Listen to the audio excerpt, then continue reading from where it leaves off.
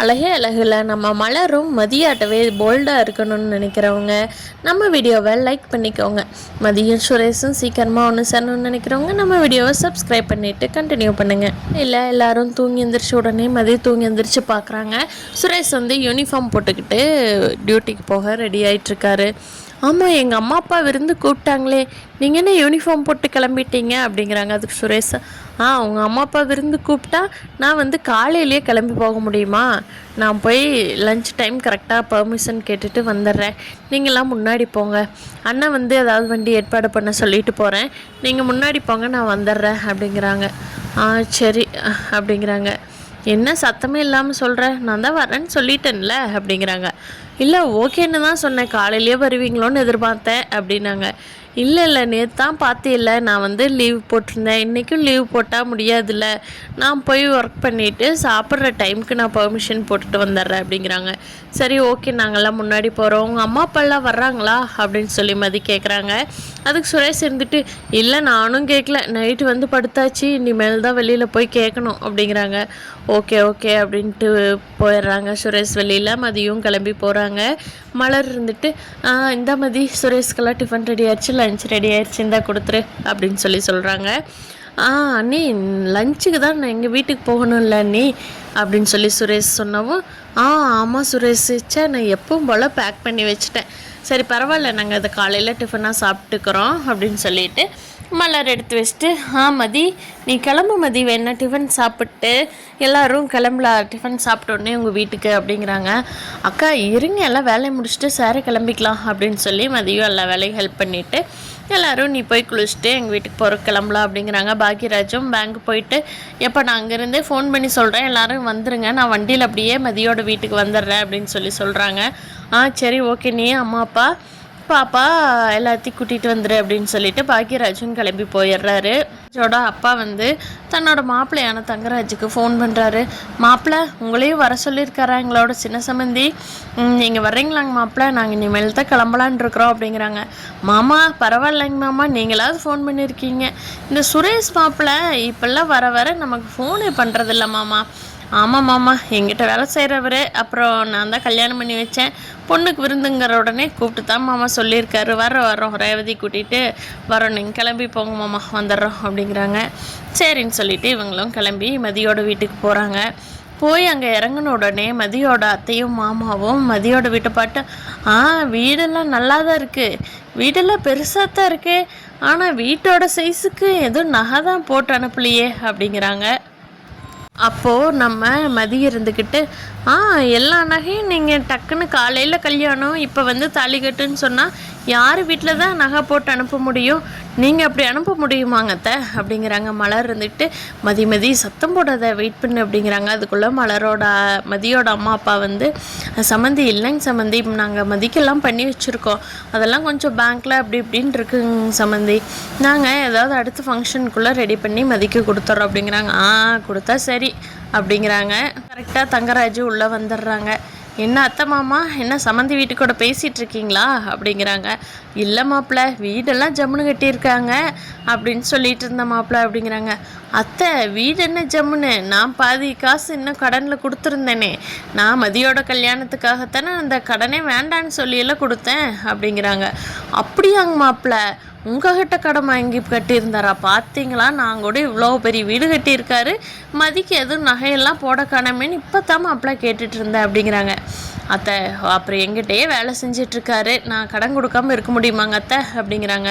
சரிங்க மாப்பிள்ளை, நீங்கள் ஹெல்ப் பண்ணலன்னு இப்படி கட்ட முடியுமா அப்படின்னு சொல்லிட்டு மாப்பிள்ளைக்கு பயங்கரமாக சப்போர்ட் பண்ணுறாங்க. அப்போ மதிக்கு கோபம் வந்துடுது. என்ன நீங்கள் கடன் கொடுத்தங்கிறீங்க, எங்கள் அப்பா 30 வருஷமாக வேலை செஞ்சார் தானே, அதுக்காகத்தானே கொடுத்தீங்க, நீங்கள் கொடுக்கலனாலும் அப்பா வேறு எங்கே வேலை செஞ்சுருந்தாலும் அமௌண்ட் வாங்கியிருப்பார், உங்களால் மட்டும்தான் வீடு கட்ட முடிஞ்சதுன்னு சொல்லி காட்டாதீங்க அப்படிங்கிறாங்க. மதியோட அம்மா அப்பா, மதி கமன்று பேசாம இரு அப்படின்னு சொல்லிட்டு தங்கராஜ் மாப்பிள்ளைகிட்ட போய், சார் சாரிங்க சார், அவள் கொஞ்சம் வாய் அதிகங்க சார், உங்களுக்கே தெரியும்ல அப்படிங்கிறாங்க. இப்போ உங்களுக்கு இருக்கிற தன்னடக்கம் உங்கள் பொண்ணுக்கு வரமாட்டேங்குதே அப்படின்னு சொல்லிட்டு தங்கராஜ் அமைதியாகிடுறாரு. தான் சுரேஷ் வேலை முடிச்சுட்டு பாக்யராஜும் சுரேஷும் வர்றாங்க. அப்போ தங்கராஜ் மாப்பிள்ளை என்ன உங்கள் மாமனார் வீட்டுக்கு வர்றதுக்கு இந்த மாமாவையெல்லாம் மறந்துட்டேன், நானாக கூப்பிடணும், உங்கள் அப்பா தான் ஃபோன் பண்ணுறாரு, நீ எதுவும் பண்ண மாட்டேங்கிறிய மாப்பிள்ள அப்படிங்கிறாங்க. மாமா இல்லை மாமா, காலையிலேயே நேற்று லீவ் போட்டுட்டு நான் கூடி போயிட்டேன், இன்றைக்கும் ஒர்க் அதிகமாமா, இப்போவே ரொம்ப பர்மிஷன் கேட்டுட்டு சாப்பிட்டதே போயிடலாங்கிறக்காக வந்த மாமா அப்படிங்கிறாங்க. சரி சரிடா மாப்பிள்ள, வா வா போய் சாப்பிட்லாம் அப்படிங்கிறாங்க. எல்லோரும் சாப்பிட்லாம் அப்படின்னு சொல்லிட்டு மதியோட அம்மா அப்பா எல்லாத்துக்கும் பயங்கர வெரைட்டியாக செஞ்சு பயங்கரமாக சர்வ் பண்ணுறாங்க. என்னங்க எல்லாமே டேஸ்ட் பிடிச்சிருக்கா அப்படின்னு சொல்லி சம்மந்தியை பார்த்து கேட்குறாங்க மதியோட அம்மா. மலர் இருந்துட்டா, அம்மா சூப்பராக இருக்குங்கம்மா, எல்லாமே செமையாக பண்ணியிருக்கீங்க, எப்படி செஞ்சுருக்கீங்கன்னு நானே உங்ககிட்ட கேட்டு கற்றுக்கணும்மா அப்படிங்கிறாங்க. அதுக்கு மலரோட அத்தை இருந்துட்டா, பரவாயில்ல, ஏதோ எல்லாமே சாப்பிட்ற மாதிரி இருக்குது அப்படின்னு சொல்லிட்டு, நான் செஞ்சேன்னா இதை விட சூப்பராக செய்வேன், இது என்ன சமையல் அப்படிங்கிறாங்க.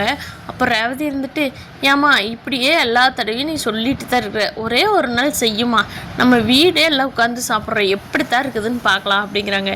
என்னடி நான் இவ்வளோ நாள் செய்யாமல் தான் நீ மாப்பிள்ளை கல்யாணம் பண்ணுற அளவுக்கு பெருசாயிட்டியாடி அப்படின்னு சொல்கிறாங்க. வாயிலே தான் சொல்கிறேன், எப்போ செய்கிறேன்னு பார்க்கலாம் அப்படிங்கிறாங்க. அப்போது சாப்பிட்டுட்ருக்கிறப்பவோ மதியோட அப்பாவுக்கு கொஞ்சம் உடம்பு முடியாமல் போய் மயக்கமாகி கீழே விழுந்துடுறாங்க. அப்போ சாப்பிட்டுட்டு இருந்த சுரேஷ் வேகமாக எந்திரிச்சு போய், மாமா எந்திரிங்க, என்னாச்சு அப்படின்னு சொல்லி தூக்குறாரு. அப்போது வேகமாக தூக்குனப்போ அவர் கொஞ்சம் மயக்கமான மாதிரி ஆயிடுறாரு. முகத்துக்கு தண்ணி தெளித்து டேப்லெட் எடுத்து மதி கொடுக்குறாங்க. வேகமாக கொண்டா அப்படின்னு சொல்லி மதியோட அப்பாவுக்கு போட்டு விட்டு தண்ணி கொடுத்து இப்போ அவர் கொஞ்சம் ஸ்டெடி ஆகிட்டாரு. மாமா வாங்க ஹாஸ்பிட்டல் போகலாம் அப்படின்னு சொல்லி சுரேஷ் சொல்கிறான். இல்லைங்க மாப்பிள்ள, அது இன்னைக்கு காலையில் சாப்பிடாம விட்டுட்டேன், கரெக்டாக சாப்பிட்ணுன்னு டாக்டர் சொல்லியிருந்தாங்க மாப்பிள்ள, நான் தான் போய் எல்லா திங்ஸ் வாங்கிட்டு வந்து கொடுத்துட்டு அதை எதுவும் பண்ணிவிட்டு எனக்கு பசி இல்லைன்னு சொல்லிவிட்டு நீங்களாம் வர ஞாபகத்தில் சாப்பிடாம விட்டுட்டேங்க மாப்பிள்ள, அதனால தான் அப்படிங்கிறேன். என்ன மாமா இப்போ தான் ஆப்ரேஷன் பண்ணியிருக்கு, நீங்கள் பார்த்து சாப்பிட்டு உடம்பு பத்திரமா பார்த்துக்கிறது இல்லையா அப்படிங்கிறாங்க.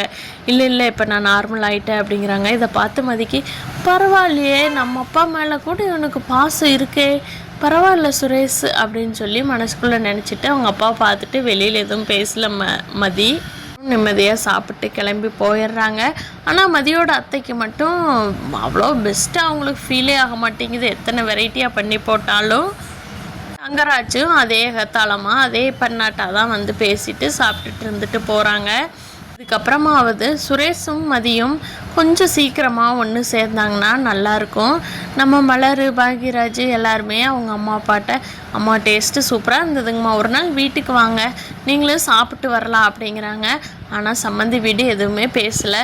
சரிம்மா வர்றோம் அப்படின்னு சொல்லி இவங்க அனுப்பிச்சி வச்சிடுறாங்க. போனதுக்கப்புறமா இங்கே மதியோட அம்மா அப்பா பேசிக்கிறாங்க. ஏங்க பரவாயில்ல, அந்த பொண்ணு மலர் தாங்க நம்ம மதிக்கே சப்போர்ட்டாக இருக்கும் போலங்க, இவங்கெல்லாம் இன்னும் அப்படியே தான் இருக்காங்க அப்படிங்கிறாங்க. ஆமாண்டி, மாப்பிள்ளை கொஞ்சம் பரவாயில்லாமல் எனக்கு தெரியுது அப்படிங்கிறாங்க அவங்க அப்பா. ஆமாங்க, ஃபஸ்ட் இருந்ததுக்கு இப்போ அவர் எவ்வளவோ பரவாயில்ல, சீக்கிரமாக நம்ம பொண்ணுக்கும் அவருக்கும் ஒத்து வந்து அவங்க வாழ்க்கையை தொடங்கினாங்கன்னா நல்லா இருக்குங்க அப்படிங்கிறாங்க. நம்மளும் அதை தான் எதிர்பார்க்குறோம். இவங்க விருந்துக்கு போன பக்கம் தங்கராஜ் என்ன சண்டையை கொண்டுட்டு வர்றாரு, என்ன நடக்க போகுது அப்படிங்கிறத அடுத்த எபிசோடில் பார்க்கலாம்.